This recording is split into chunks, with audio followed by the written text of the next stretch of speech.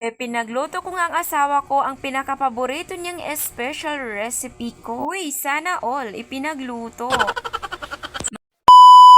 Hello everyone! This is Jevi Moto Vlog. So for today's video mga mare ay tara samahan niyo kami for today's ganap. O diba pak na pak ang ganda ng mare niyo?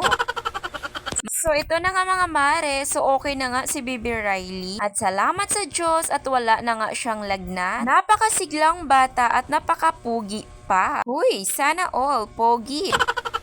Huy mare, nagmana sa akin yan. May makirig na namang basher dyan dahil ang pangit ko raw. So anyway, habang hindi pa nga umiiyak si Bibi Riley at magluluto muna tayo ng fried chicken.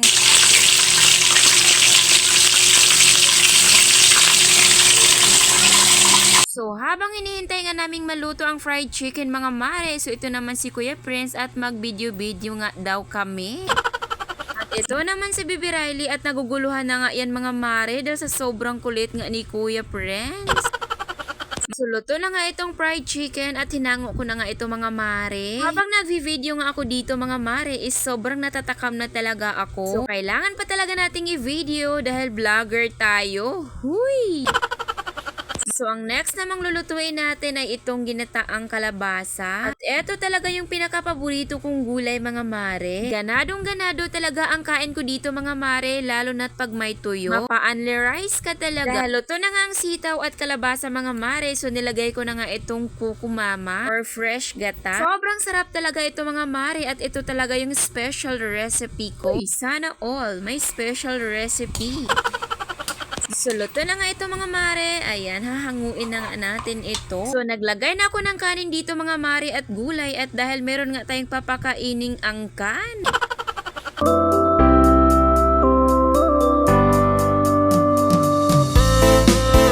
So, charan! So, ito na nga yung angkan natin mga mare at nahihiya pa nga iyan for today's video.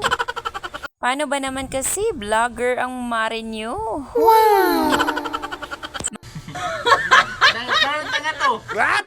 So, ayun na nga mga mare, habang kumakain pa ngayong asawa ko is nag-prepare na ako dito ng fried chicken para babaunin nila ni Kuya Prince. Dahil merong outing nga ang asawa ko sa trabaho nila. At meron nga silang swimming mga mare. Pinapadala ko na nga si Kuya Prince mga mare para mag-enjoy at makapag-relax naman. Hindi na nga ako sumama mga mare dahil nga maliit pa si Bibi Riley. Ayan, for the goal, laban pa rin ang mare nyo. And chinecheck nga ng partner ko kung kompleto na ba ang mga gamit na nilagay ko sa bag at para makaalis na sila. At ito naman si Kuya Prince at sobrang excited na talaga yan mga mare. So ayun lang, thank you for watching. Bye! See you in next video. Ingat!